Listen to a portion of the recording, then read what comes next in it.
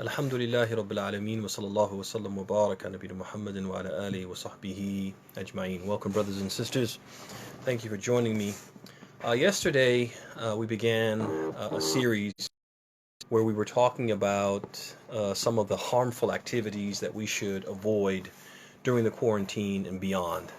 The time when we have a lot of time on our hands, we may tend to inadvertently, unwittingly, start to do some of these harmful things just to pass the time, and we wanted to highlight the importance of avoiding these harmful activities.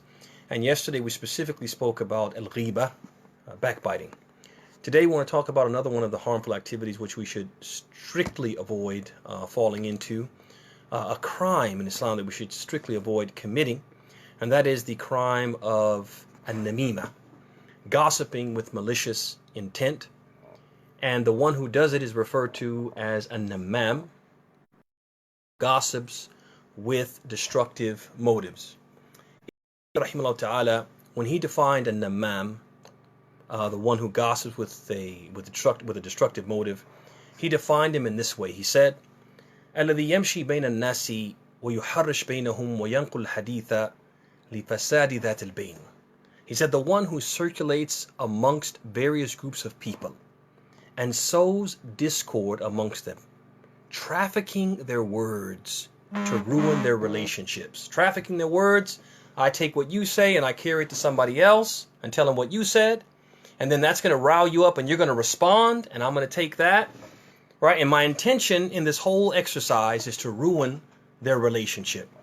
Sounds awful, doesn't it? Sounds disgusting. Sounds sick. But as awful, disgusting, sick, and despicable as it sounds, it's something that's very common in the Muslim community. It's especially common amongst the members of the community who have nothing better to do with their time.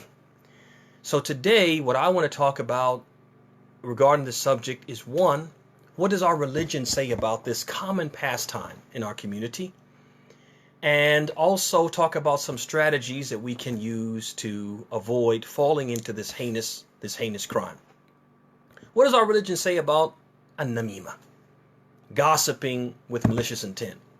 What does it say about an-namam, the one who gossips with destructive motives?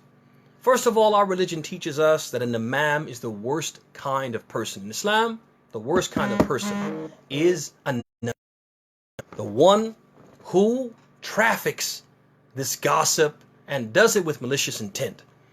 The Prophet ﷺ, he said in the hadith collected by Bukhari and Muslim, collected by Ahmed on the authority of Asma bint Yazid, he said, "Ala ukhbirukum bi shirarikum."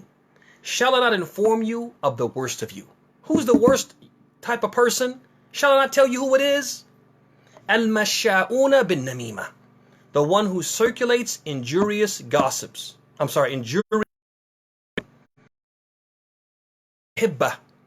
The one who turns beloved friends into bitter enemies.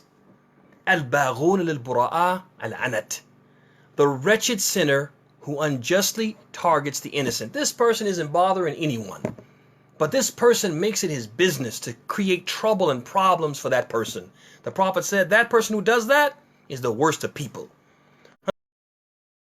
And the namam is that a namam will be punished in his grave. That this sin is so heinous, it entitles a person to be punished in their grave. The Prophet said, Ibn Abbas, he said that the Prophet passed by two graves, side by side. And both of the occupants of those graves were being punished. The Prophet informed his companions. They didn't know, but the Prophet knew. He perceived that they were being punished. And he said, yu'addaban. He said, the two people in these graves, they're being punished. Yu'addabani fi, not being punished for something that people normally deem worthy of punishment. A crime. Something that's a big deal, a major offense. ثُمَّ قَالَ بَلَى. He said, then after that he said, but even though the people think that these offenses are not a big deal, they are a big deal, and that's why they're being punished. And he went on to say, أَمَّا أَحَدُهُمَا فَكَانَ لَا يَسْتَبْرَأْ مِنْ بَوْلِهِ. He said, as for one of them, he didn't protect himself and his body and his clothes from urine when he relieved himself. وَأَمَّا الْآخَرُ فَكَانَ يَمْشِي بِالنَّمِيمَةِ. He said, and as for the other one, he used to circulate tales between people intending to sow discord. So we've been taught by our religion that a namam will not enter paradise.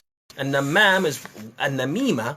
This gossiping with malicious intent is one of those things that can prevent a person from entering paradise.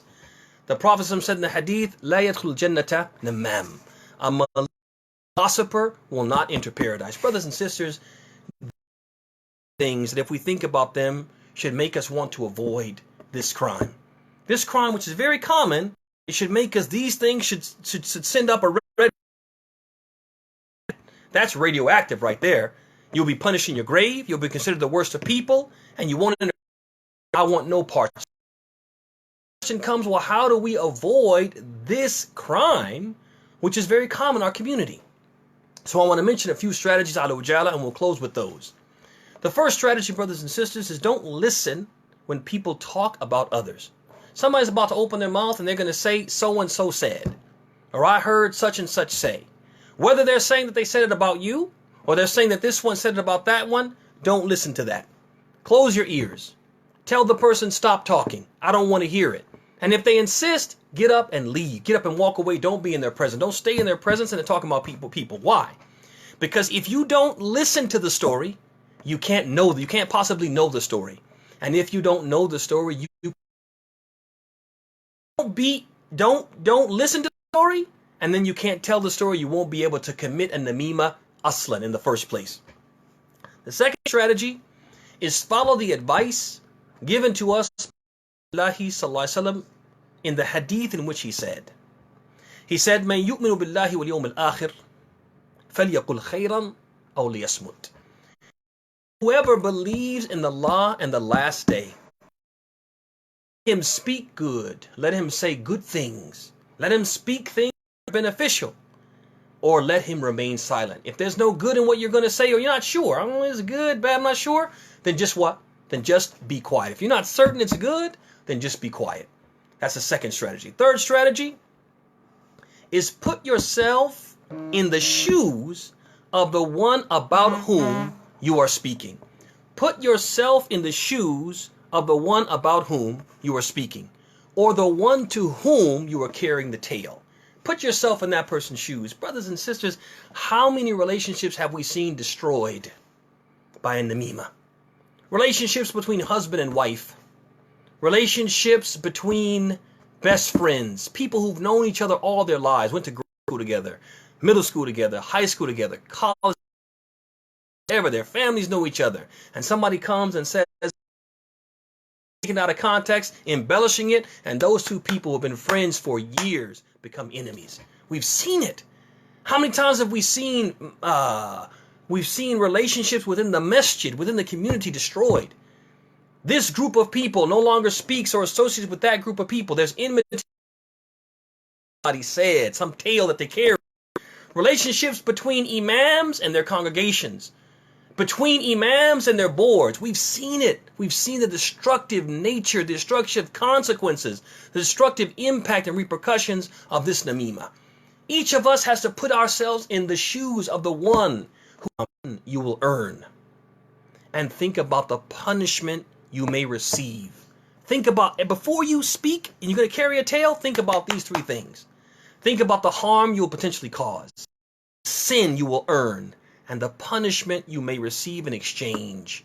Whatever pleasure you hope to gain, and some people are sick.